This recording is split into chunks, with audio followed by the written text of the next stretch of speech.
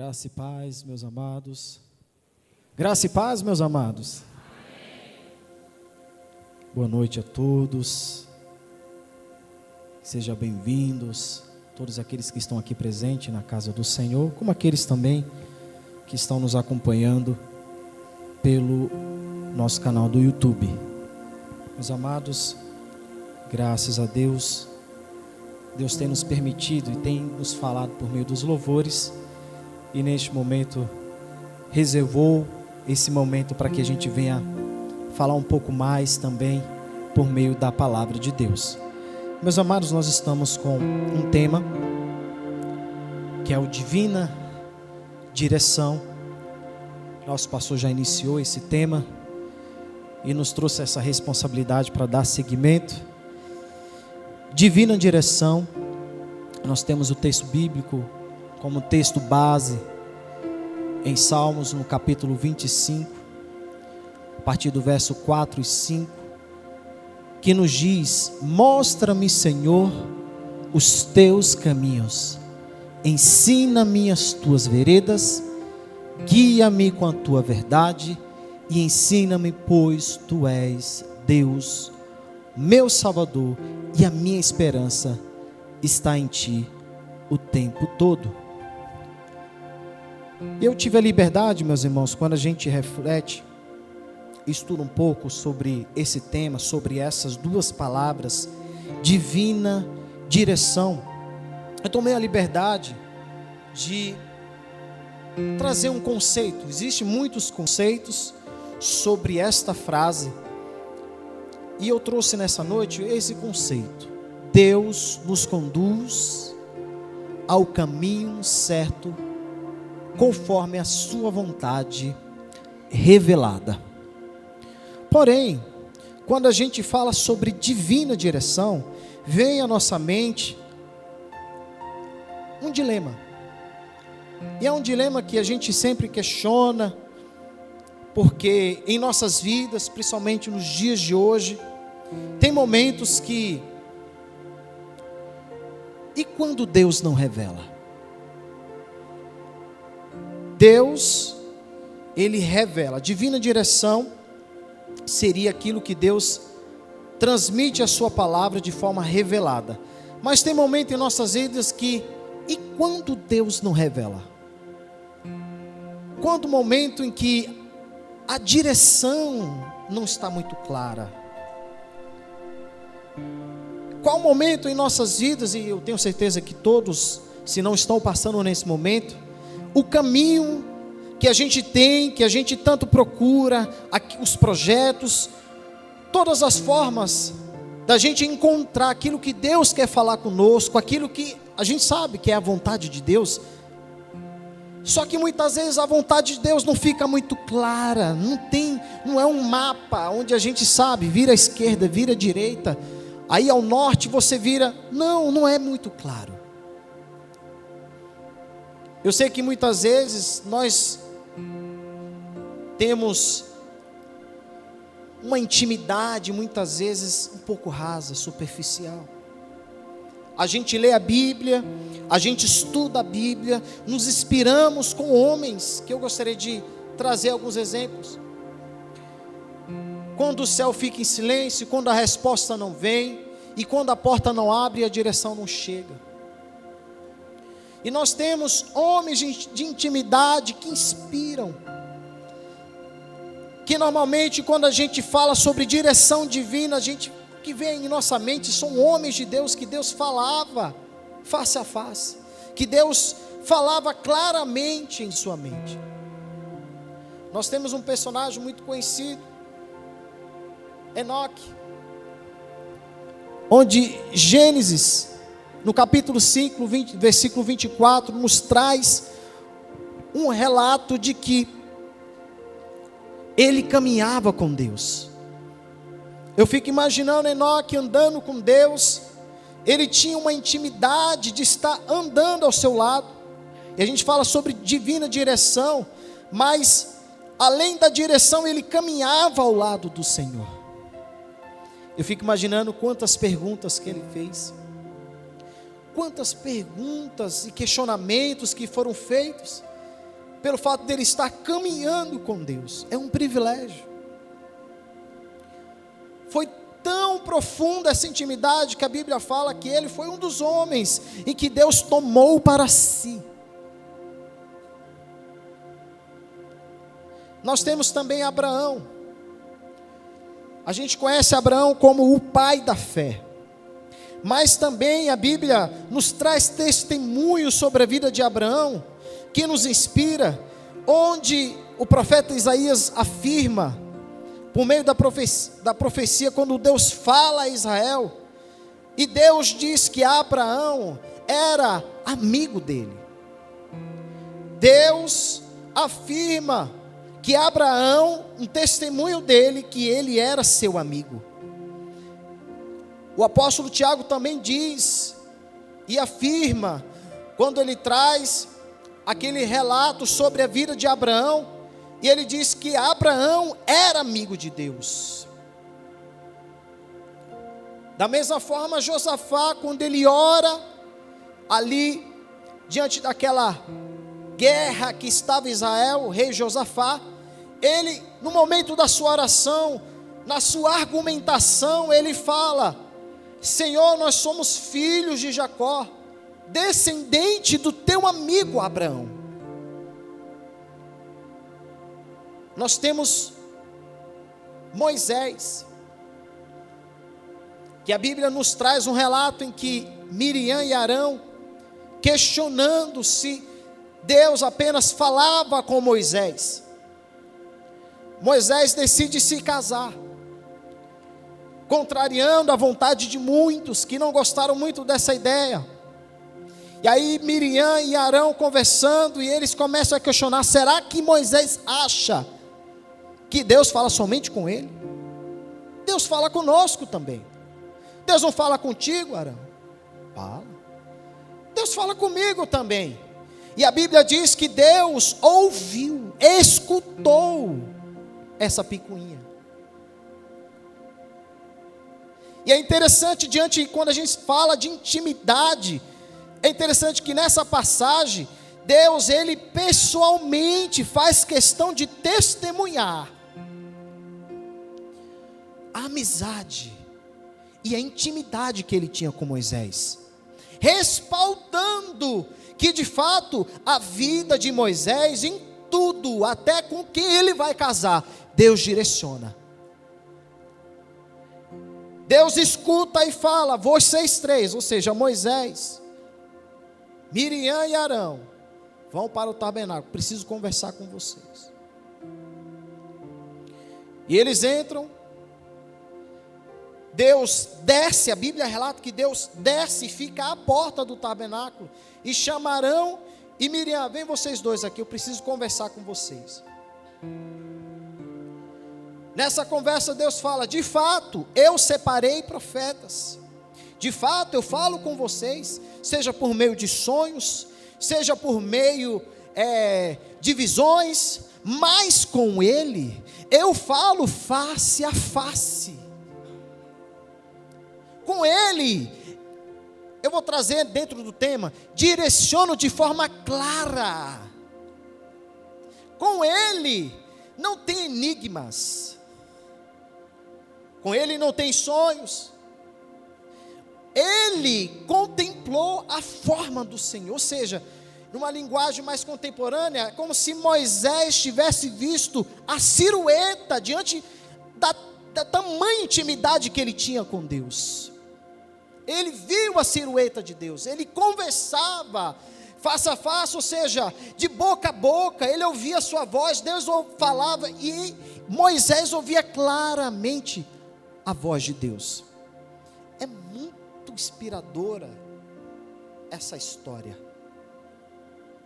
Aí vem a nossa realidade. Às vezes a gente questiona: será que Deus ainda fala conosco? Será que em algum momento eu poderia chegar a esse ápice de intimidade com Deus?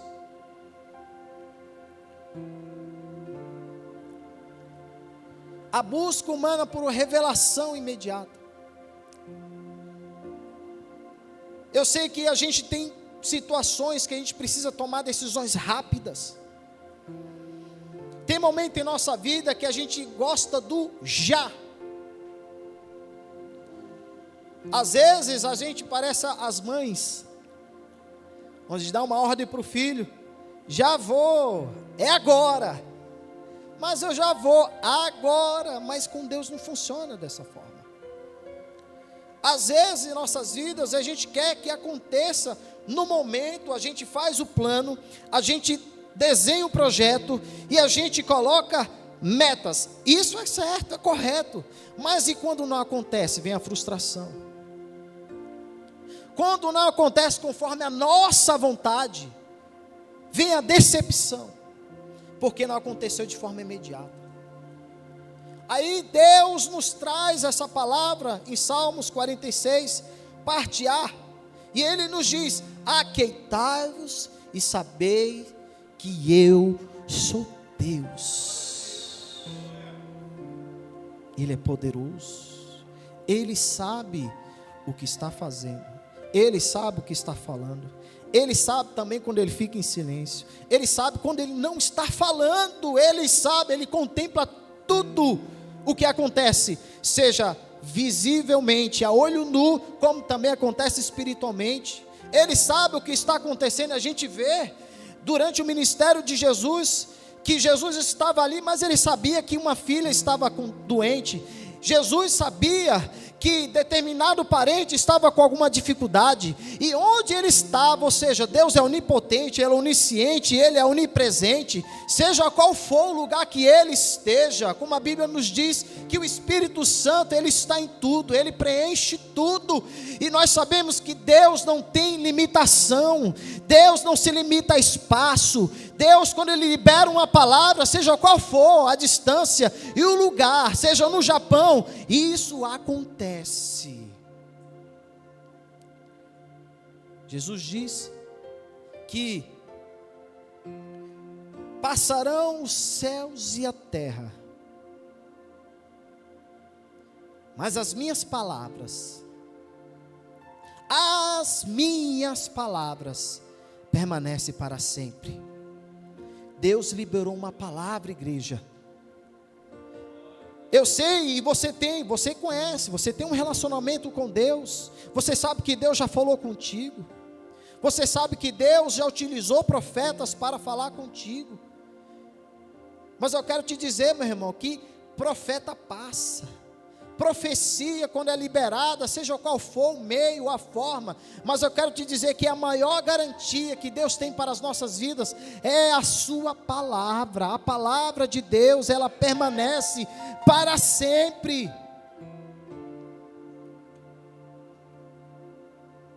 Aí a gente, até como exemplo, tem esse meme que é muito conhecido, que muitas vezes a gente fica igual essa mulher. Aí ele questiona: por que eu não consigo ser fitness? E eu fico imaginando, a gente traz diversas discussões, a gente questiona tanta coisa de Deus, e normalmente, qual é a reação? O que a gente gostaria que acontecesse? Que Deus enviasse um anjo com um bilhete e nos desse uma resposta imediata. Aí responde: porque você é uma esfomeada. Às vezes a gente quer que Deus tenha um contato pessoal, que Deus fale conosco pelo WhatsApp. Eu quero te dizer uma coisa: não há plataforma que limite a presença de Deus. Deus não precisa de Instagram, Deus não precisa de WhatsApp, Deus não precisa de nenhum meio tecnológico para falar com você. Deus não precisa de cartomante,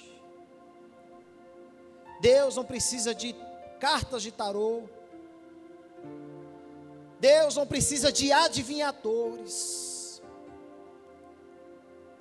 Deus não precisa de aplicativos de inteligência artificial que hoje existe, que direciona, que dá uma direção, que dá um caminho. Deus não precisa disso. Deus não precisa de lei da atração, onde muitas vezes existe até um método dessa filosofia de lei da atração, que é o método 369. Como é que funciona esse método 369? Vou explicar agora para vocês. Eu coloco minha mão aqui na minha cabeça e começo a escrever 3 vezes: vai nascer cabelo, vai nascer cabelo, vai nascer cabelo. Quando chega na parte da tarde, por 6 vezes: vai nascer cabelo, vai nascer cabelo. E à noite da mesma forma 9 vezes: vai nascer cabelo. Por quê? Porque quanto mais eu repito, vai vir uma atração. Mas eu quero te dizer nessa noite, uma coisa que você precisa ser atraído, e atrair sobre você é o Espírito Santo, a proteção, a mão poderosa, a presença, a orientação de Deus. Ele não falou audivelmente para você, mas está aqui, ó. É isso que precisa nos atrair, a palavra de Deus.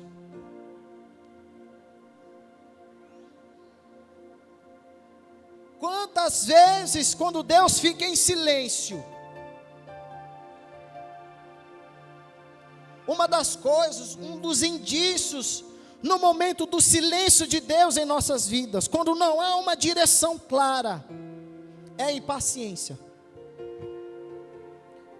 Algo comum em nosso meio, a ansiedade, começa a dar aquela tremedeira, aí começa a vir planos na cabeça, atalhos, que nos convida a nos precipitar e estragar com tudo.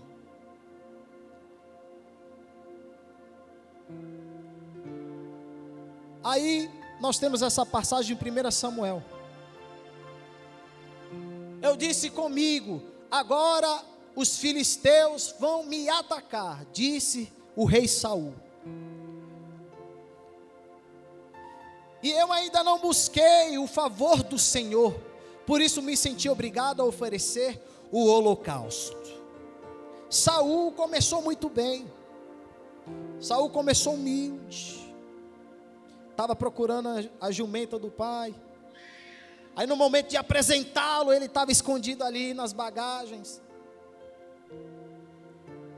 Mas no primeiro momento, ele venceu guerras, ele tem um ministério até, ele tem uma história muito bonita no começo.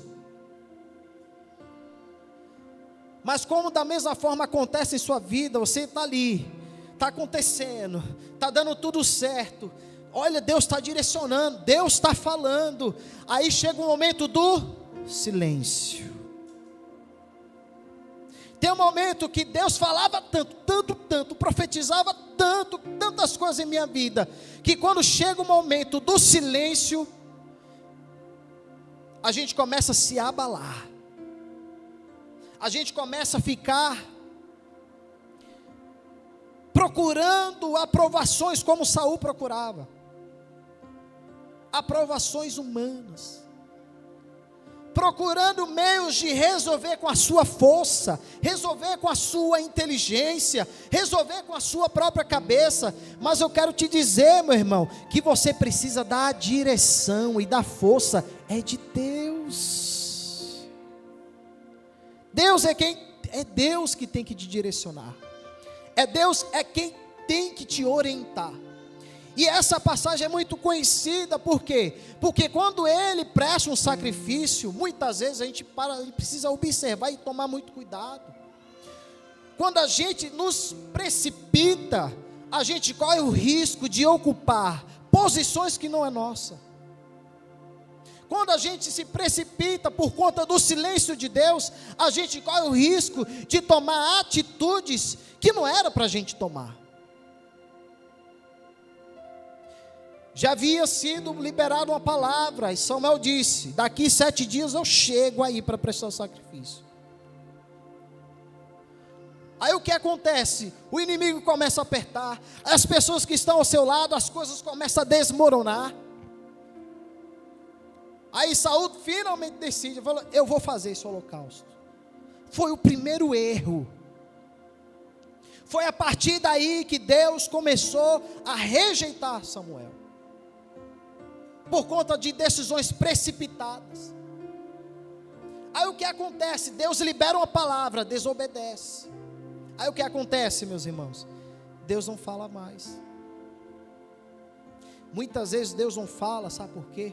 Porque nós estamos sempre candidatos a se precipitar, a tomar decisões em tempos que não era para ser tomado. Mas a gente sabe que Saul, ele teve um bom início, mas infelizmente ele teve um final péssimo. Ele perdeu a promessa, se perdeu no caminho, tomou decisões que não tinha como mais se reconstruir. E eu quero te dizer nessa noite que a gente precisa tomar cuidado. Quando nós tomamos decisões precipitadas, chega um momento que não tem como reconstruir. Tem momento que nessa vida terrena a gente não vai conseguir resolver nunca mais. Se você chegou já nessa fase de que você tomou decisões erradas, que você ficou precipitado, que você fala não tem como acontecer, não tem como reconstruir, eu quero te dizer que Jesus é a tua esperança. Eu quero te dizer que Jesus, quando você persevera, quando você mantém a fé em Cristo Jesus, Ele pode construir, talvez não retornar aquela história, não reconstruir aquela história, mas Ele pode reconstruir uma nova história para a sua vida. Às vezes a gente fica preso ao passado, aos sucessos que a gente teve, mas muitas vezes as coisas começam a dar errado, mas Deus, Ele te convida para que você venha ter uma nova história, para que você venha reconstruir algo novo, para que você venha levantar coisas novas, para que o nome dEle seja glorificado por meio da sua vida, e que a vida dos seus irmãos ao seu redor, da sua família, a fé deles sejam edificadas. Preciso lembrar uma coisa: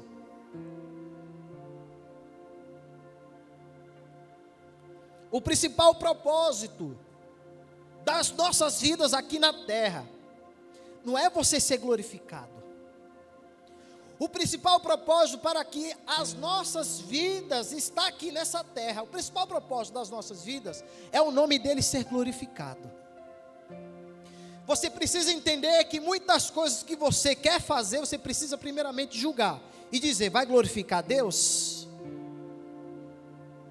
Você primeiramente, antes de cobrar, de colocar Deus contra a parede, você precisa perguntar: será que Deus concorda com isso? Você precisa entender que vai ter momentos, como aconteceu na vida de Saul, em que Saul precisava de uma resposta, mas por conta da sua desobediência, por conta das suas atitudes que não agradavam a Deus, Deus decidiu não responder mais. Tem pessoas, meu irmão, e eu preciso te alertar, é necessário alertar, que vai chegar um momento, como Deus fez na vida de Saul, e a gente precisa ter esse cuidado. E que ele vai cair: até quando, Samuel, que você terá misericórdia de Saul? Até quando você terá ainda misericórdia deste homem que não quer mudar? A primeira pessoa que precisa tomar uma decisão, tomar uma atitude da sua história é você mesmo. Você precisa querer mudar. Você precisa primeiramente sair do seu eu, largar o seu orgulho de lado. A Bíblia nos diz que Deus, Ele resiste aos soberbos, mas dá graça aos humildes. Muitas vezes falta flexibilidade em nosso coração para aceitar aquilo que Deus quer fazer.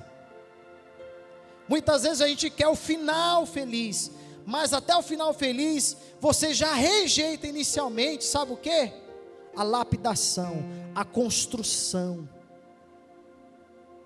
Se você rejeita as provas, se você rejeita o silêncio de Deus, aquilo que você gostaria de ter não vai acontecer, infelizmente. Mas nós temos também o silêncio que forma a maturidade. E eu gostaria de trazer aqui esse testemunho de Davi em seu cântico, no Salmos 40, no verso 1. Esperei com paciência no Senhor. Ele se inclinou para mim e ouviu o meu clamor. Davi, quando foi ungido, teve uma história bem parecida com a de Saul. Mas Davi, o silêncio de Davi foi muito mais prolongado. O silêncio de Davi durou anos, e ainda foi pior. Davi inicialmente foi rejeitado como rei, por alguns homens, por algumas pessoas. Mas Davi, quando ele é ungido, ele se torna rei de imediato? Não. Davi, quando ele é ungido, o que acontece? Ele volta para o campo. A vida dele volta ao normal. Foi feita uma promessa na vida dele. Mas Davi, o que aconteceu? Ele esperou com paciência no Senhor. E teve momentos na vida de Davi que ele não aguentava. Que talvez, se fosse por um motivo de impulso, de orgulho, de que eu sou ungido do Senhor e ninguém tem que encostar em mim, ele poderia ter tomado decisões precipitadas, mas Davi teve uma decisão diferente: ser fiel àquilo que Deus havia prometido, ser fiel àquilo que Deus havia feito, honrado aquilo que Deus havia colocado na vida dele, que era esperar com paciência, com fidelidade. Davi volta para o campo. Davi, muitas vezes até nas horas vagas, servia como entregador de iFood, entregava pães. Mas foi por meio dessa hora essa que ele fazia, como entregador de pão, humilde, algo que não tinha tanta relevância, que Deus colocou um Golias na frente dele, e aí foi a partir daí que Davi, ele começou a ascender, e ser tratado, visto de forma diferente. Vai ter ocasiões, construções em sua vida, que parece que não tem relevância, que parece que não há construção, que parece que não tem futuro, mas vai chegar um momento que você vai se deparar com alguma situação e você vai lembrar e vai dizer como Davi disse: eu não vou com a minha força, mas eu vou,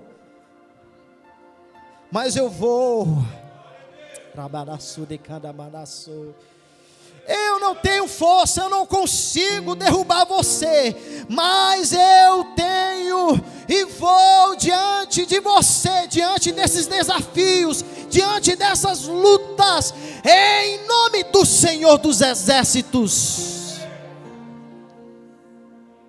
É pelo nome dEle. Não é fácil. É difícil. Davi Davi se escondeu, foi perseguido.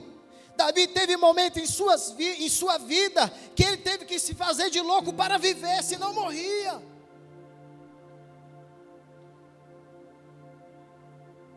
E durante esse momento, o que aconteceu? Deus desceu. Você acha que Davi andava com Samuel, o profeta Samuel, no pé dele, conversando, falando: vai, meu filho, vai que eu estou aqui do seu lado, vai que Deus é contigo, vai. Não. Foram 13 anos de perseguição, foram 13 anos de fuga, foram 13 anos de injustiça. Mas Davi sabia que durante o clamor dele, naquele momento Deus não fazia, naquele momento Deus não responderia, mas ele sabia que naquele momento que ele estava clamando, clamando e buscando por misericórdia, Deus inclinava os seus ouvidos e ouvia o seu clamor. Eu quero te dizer, eu estou dizendo que Deus vai fazer, eu quero te dizer uma coisa que é muito importante, e que isso deve alegrar o seu coração. Deus não está falando, mas Ele está ouvindo. Deus talvez não esteja fazendo, mas Ele está ouvindo o seu clamor. E isso é importante, porque é um Deus que conhece. Deus não chega atrasado. Deus não é um Deus desinformado. Ele sabe cada detalhe, cada ponto e vírgula da sua história. Tenha paciência. Tenha calma.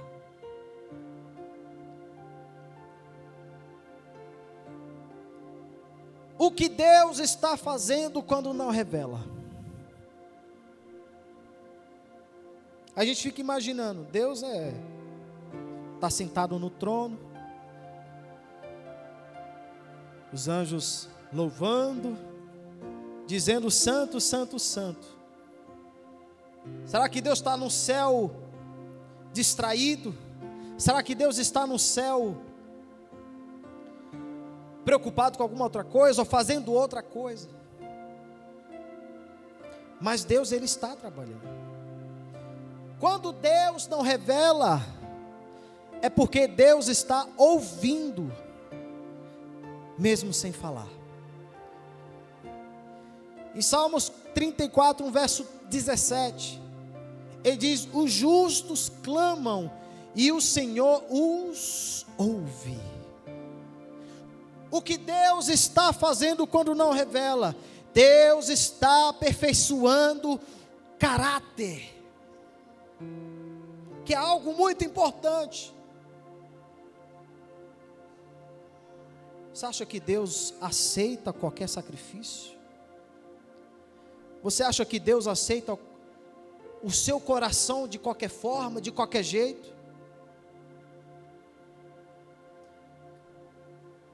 É duro, é difícil, mas o silêncio muitas vezes pode até doer, mas Ele está te moldando. Mas não é da minha forma. Pronto, é um indício de que Deus está moldando. Ah, mas eu tenho esse vício. É mais um indício de que Deus, Ele quer moldar e Ele quer lapidar o seu caráter. Deus é justo.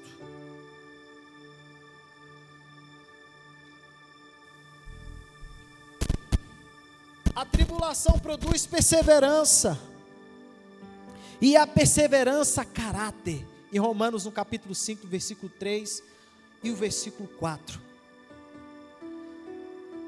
O que Deus está fazendo quando não revela? Deus está esperando a obediência antes da próxima direção. Em Gênesis, no capítulo 12, versículo 1, quando Deus, Ele chama Abraão, quando Deus fala com Abraão, Ele diz: sai da tua terra. E eu quero te dizer, antes do vai, Deus, Ele está liberando uma palavra para você nessa noite, para que você se alerte, para que você acorde e venha entender a vontade dEle para a sua vida. Primeiramente, você precisa sair daquilo que não agrada a Ele, sair daquilo que não edifica a sua vida, sair daquilo que não vai agregar, que não vai acrescentar em nada em seu caráter. Sabe qual a maior preocupação de Deus? Uma das maiores preocupações de Deus não é quando vai ser feito, mas Ele quer saber com quem você está andando.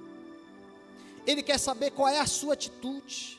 Ele quer saber qual será a sua reação em determinadas circunstâncias. E a gente vê na vida de Abraão, ou nesse contexto Abraão, Deus fala: sai da tua terra, sai do meio da tua parentela, ou seja, saia da zona de conforto, saia de afagos, de pessoas e de amigos que naquela época era um povo ali que estava distante da presença de Deus, o que você está fazendo no meio deles? Deus, Ele quer que você tome uma atitude. Ele te convida nessa noite a sair daquilo que não está debaixo da direção dEle. Ele pede para você sair e entrar na direção divina do Senhor, mesmo quando Ele não está em silêncio. Quando neste momento em sua vida você está enfrentando situação e que você não consegue ouvir a voz de Deus, pode ter certeza, saia da zona de conforto, ore mais, procure mais estar debaixo da direção. E qual é a direção de Deus? Oração, busca, clamor, dedicação, jejum. Deus, Ele quer você debaixo da vontade dEle. Vai ter momento em sua vida que você vai estar ali, meu Deus, para onde eu vou? Mas vai ter um momento que Deus, quando você passar por todos esses processos, Deus vai bradar do céu e vai dizer: olha, está vendo aquele ali? Eu vou fazer, eu vou levantar. Ele estava sendo pisado, humilhado, passando durante 6, 5, 7 anos na prisão, mas eu o tornarei como um governador, não porque ele é bom, não porque ele merece, é para o meu nome ser glorificado, porque eu posso pegar aquele que não era nada, eu posso pegar aquele que não podia fazer nada, que era o menor da sua casa, o menor da sua tribo, esquecido, tornar tornar o meu ministro, tornar o meu representante aqui na terra. A Bíblia nos diz que nós somos sacerdócio real, presentes aqui nessa terra, e Deus, Ele quer aqueles que o representem, aquele que esteja disposto a estar debaixo da direção dEle. Mas quando chegar o silêncio, você vai perseverar, você vai buscar, você vai clamar. A gente precisa parar com essa moda que muitas vezes é um coach, é porque Deus vai fazer. A gente muitas vezes quer ser atraído por aquilo que Deus pode fazer em nossa vida, mas Ele quer te convidar a perseverar, é nas lutas, é nas aflições dessa vida. Deus te convida nessa noite a refletir e saber que Ele, mesmo que esteja em silêncio, Ele está trabalhando, mesmo que Ele não esteja te agradando, Ele faz, Ele continua sendo Deus.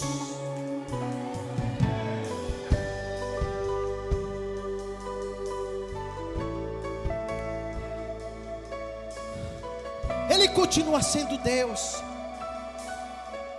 Aleluias.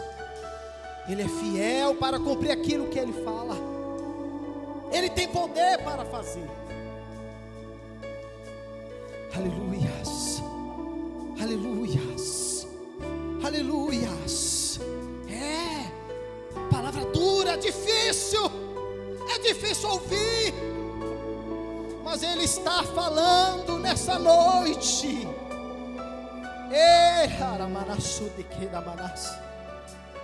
Eu não estou ouvindo a voz de Deus. Olha a voz de Deus falando, não é a minha, mas é a palavra de Deus. É a palavra de Deus que está te dizendo e gritando nessa noite para você: entra na minha direção. Mas para que você esteja debaixo da minha vontade, da minha direção, você precisa tomar uma atitude diferente, você precisa ter um comportamento diferente. Primeiramente, o meu nome precisa ser glorificado.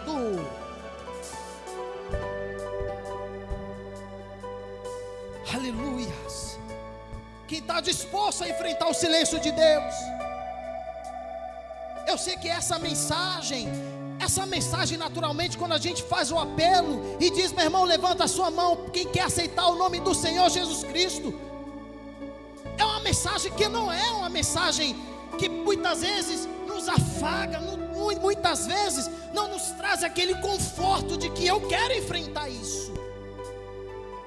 Muitas vezes pessoas são atraídas mais por aquilo que Deus, pelo aquilo que Deus pode fazer, por aquilo que Deus pode transformar, mas não são atraídas no momento em que nós precisamos ficar em silêncio, no momento em que Deus fica em silêncio para fazer algo em nossa vida. Somos movidos pelo barulho, Somos movidos muitas vezes, sempre com afago, com tapinha nas costas. Mas vai chegar um momento que ninguém vai olhar para você. Vai chegar um momento em que ninguém vai te afagar. Vai chegar um momento em que você não vai ter uma palavra de ânimo. É nessa hora que Deus está observando e olhando como que ele vai reagir. Será que ele vai ser um Saul? Será que ele vai ser como um Davi?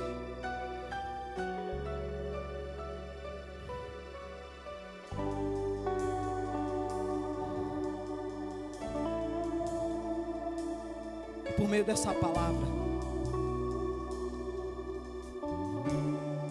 você quer ter uma atitude diferente? Você quer enxergar o extraordinário de Deus?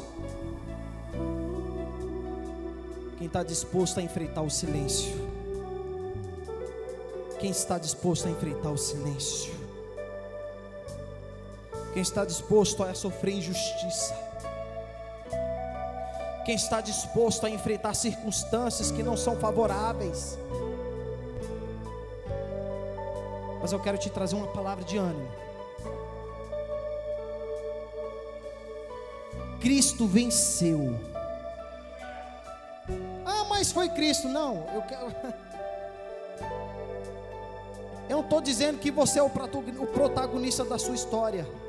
Sabe, para que você realmente venha entender que vai dar tudo certo na sua vida, primeiramente você precisa colocar Cristo como protagonista, como centro de sua vida. Oh Senhor,